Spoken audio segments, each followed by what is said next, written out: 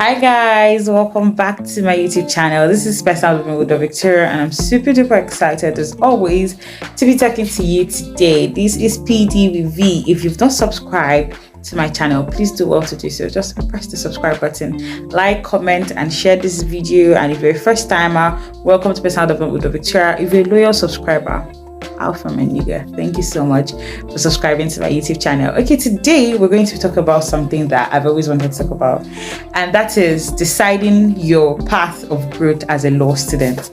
What are the challenges I've faced as a law student, and how did I get to where I am? Not basically necessarily me, but based on statistics, how have you seen that most law students have been able to navigate extracurricular activities while maintaining good grades? So here are some of the tips I will give you for free. You know, they see this one for market. This one is like for free for you.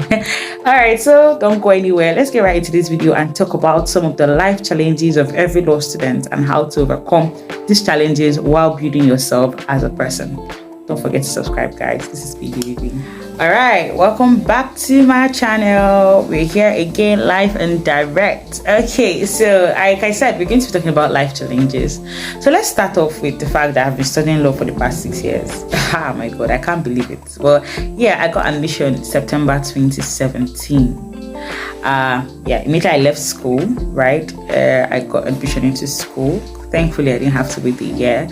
I'm just really grateful to God that I got admission the same year. It's not really easy, but we bless God, right? I got admission. I came into University of Nigeria. I remember, taking the bus trip to Enugu from Port Harcourt. It was so surreal. Like, my mom didn't even come follow me or no. She came up to me and said she wasn't going to follow me back to school. I sorted out myself.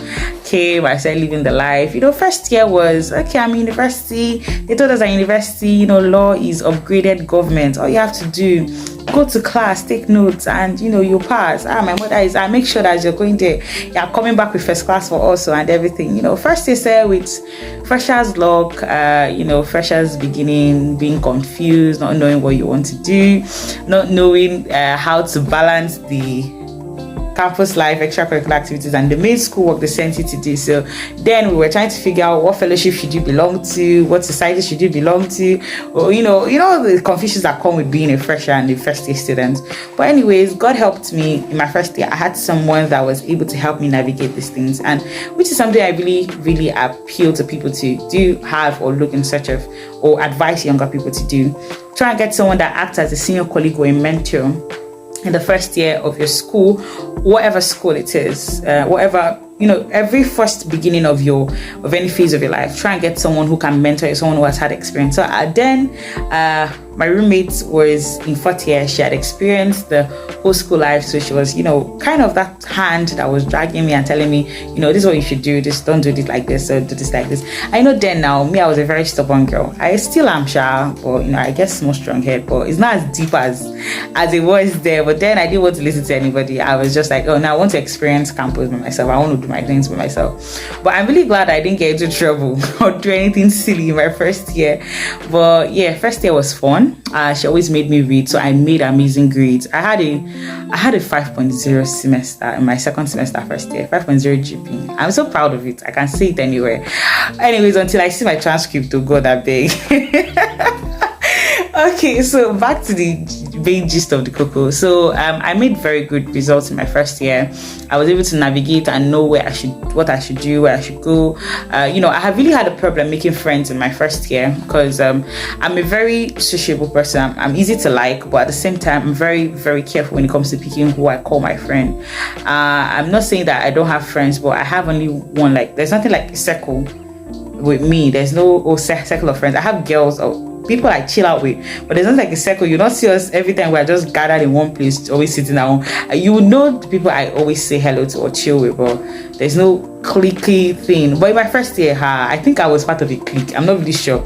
But then we're these girls that we wanted to experience campus. We're always wanting to attend the parties that were around and things like that. But it worked out all well first. Then my second year was beautiful because then I had understood a little bit of what school was about and what school was expecting from me.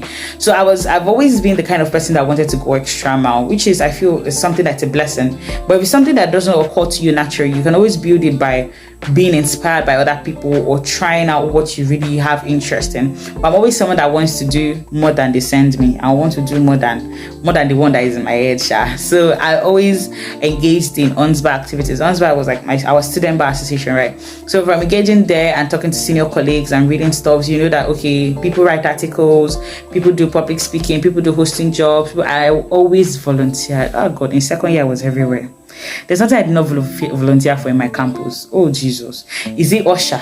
Is it I don't even know. I was everywhere in my second year, because I remember in second year, usually in UNEC, like second year is like the class that has the longest period of teaching class. Like you have classes from 8 to 5 in second year, right? Or you can have classes from like 8 to 4, because in second year you're doing both 4 good law courses and like GS. Unlike your first year where it's GS and then just 2 law courses. In second year you have full 4 law courses and then like your GS courses. So you're trying to balance attending GS and your courses, and then you have long classes. On top of those, my long classes, I would still be doing, I'm going to go and do Albuta Continue. I'm going to go and know what's happening and things like that. It was really crazy, dude, but I was able to balance it, right? I was able to know that, okay, at this point in time, I had to figure out what works for me. I'd already figured out my reading pattern in first year. It was hard, but my roommate helped me figure it out. She told me that if you don't know what time of the day suits you best, read at all times of the day, and read at all times of the day for like 2 to 3 days consecutively, and find out which of those times of the day you maintain things in your head fast. And my own is early in the morning, so I usually wake up as early as possible, or read, sleep, and then wake up by 1 o'clock and read till 6, then start my day. So that's what I did for a couple of times where I was there. It worked out fine. My second year, we entered third year. By then, my roommate had graduated, so I had to move to a new place. And by third year, that's where I started carrying out.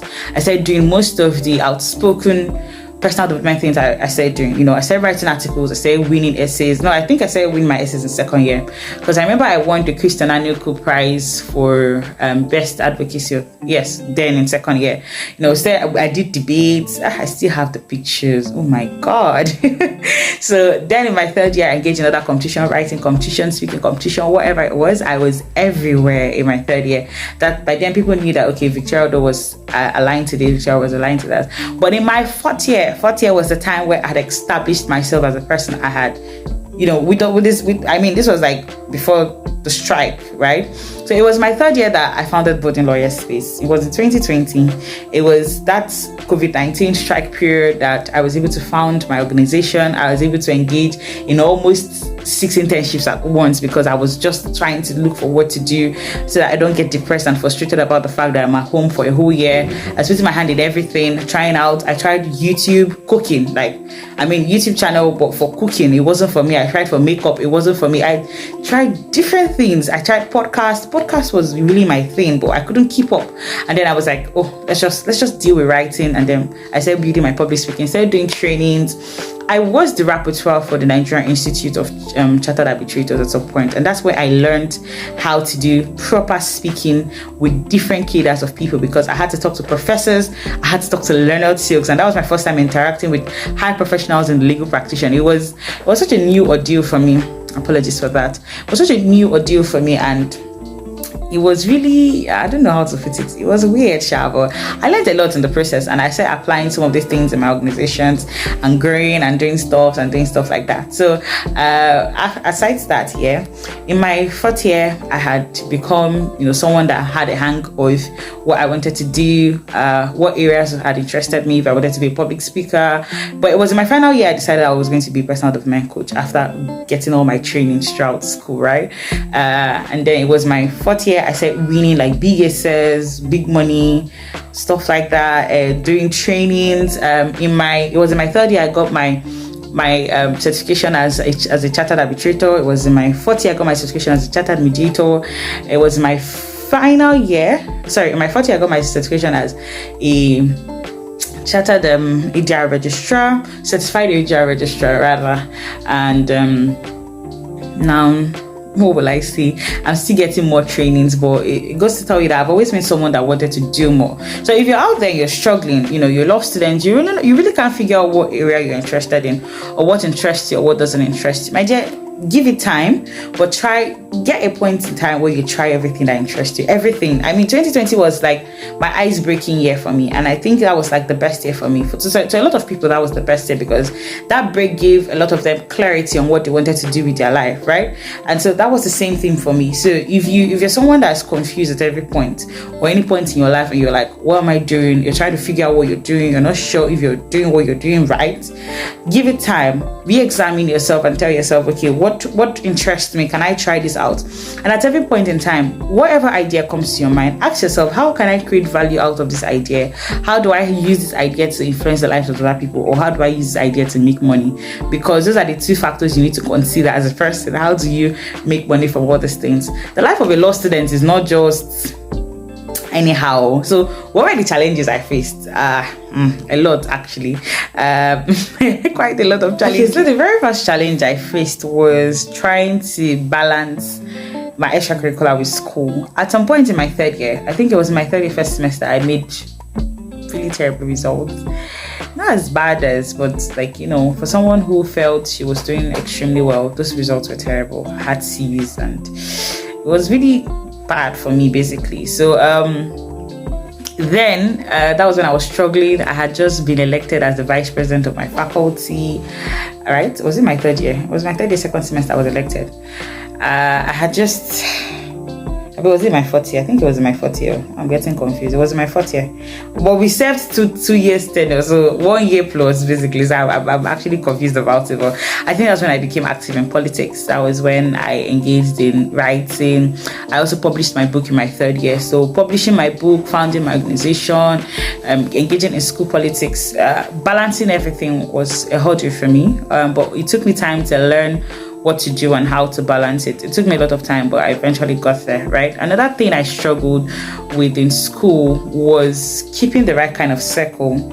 And I'm not saying that I had bad friends or anything, but I needed the kind of people I had at some point in my life in school were people that were not encouraging me or people that did not have the same interest with me. They were more into other things compared to me, that I'm always like this book I'm carrying on my head or stuff like that, right? It would even surprise you. My best friend, I'm not saying she doesn't like book, but she's more a beauty product kind of person, business kind of person. So I'm not really that kind of person. So we, at the point where we need to jam together, we do, but we have opposing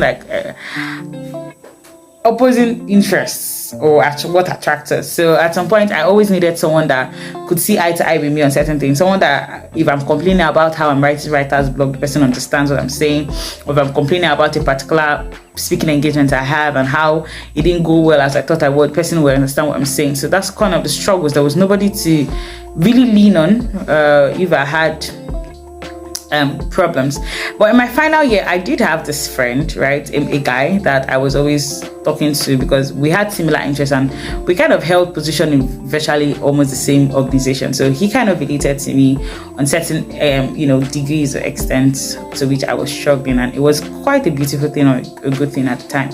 So another thing that I had struggled with was the pressure of being in a relationship. I'm not going to hide my mouth and say, oh, there were no alpha during school. I'm not going to be a hypocrite. There were, and the question of, is that what you need at that point in time? Is that what you want to engage in? Is it going to be a committed relationship? Oh yeah, it was the one I did, right? It was for some time. It was, but then there's no comment on that. No comment on that. I'm just going to leave the suspense. But some people in school have issues with balancing their relationship. I had only had one throughout my stay in school. But some people had issues with balancing their relationship, having heartbreaks and going back and forth and stuff like that. Basically.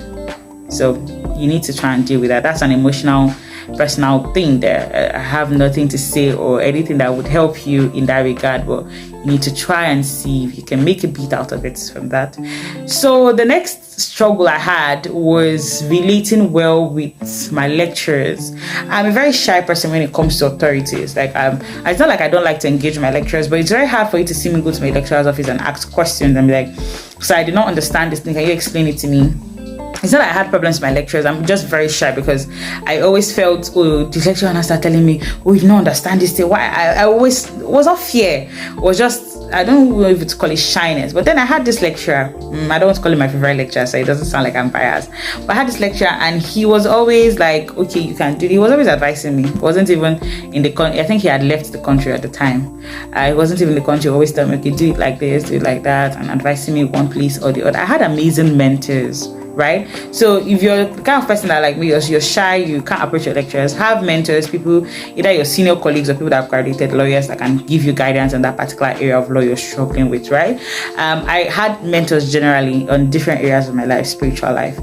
Now, what were the best times for me as a law student? The fact that I was able to be a law student that could relate to the law, practicing the law, as hypothetically as a student, engaging in student activities, and building myself generally as someone in the debating society, someone in the public speaking, part and stuff like that. That was like the amazing part. But I feel like the best part was my spirituality in school. So I would always say that Class 1 is the best thing that happened to me. Class 1 stands for Christian Law Students Association, for Christian Law Students Fellowship of Nigeria, forgive me. So my chapter, University of Nigeria, was very supportive because there I could learn a lot of things. I learned a lot about leadership. I learned a lot about so many things. So if you do have a spiritual house that you belong to, trust me, you need to be very, very active in that house so that you can learn a lot. They would help you and guide you during the stay or during your guidance, or the period where you would be in school. So all these things are like the challenges and the best parts I've had in school. I think another best part I had was that another worst struggle was my financial issues. I always had problem with managing my pocket money or managing my finances well. And I know I've always mentioned that I have issues with managing my finances, but it's something I'm still working on. But if you're like me, if you have access to lots of money and resources, use it and invest and train yourself, build your CV, do things that would make you outstanding. So by the time you graduate, you're already speaking like a lawyer. Some people will see me and think I'm already a lawyer. They don't know I'm a final year law student in University of Nigeria. But you need to build yourself to the extent that people would say, I'm like, okay, this person has gone through the law. I've gone through university, and university has gone through this person. So, my dear, these are some of the struggles and these are some of the best parts of being a law student and growing myself. Alright guys, so these were like some of the problems and challenges and stuff I faced in school, or I'm facing in school because I'm still in school. But I was able to get over them. Right, I was able to sort them out as they came over time, and I've been able to make some form of good name for myself, or been able to train myself, or attain some form of personal development, and I'm really proud of that. So I'm encouraging you today. You can do it. Don't underestimate yourself or think that you can't. You can do it. I really wish you the best of luck, and thank you so much for watching today's video. Special development with Victoria, and until next time, don't forget to subscribe, don't forget to like, and don't forget to share this video. Bye from me.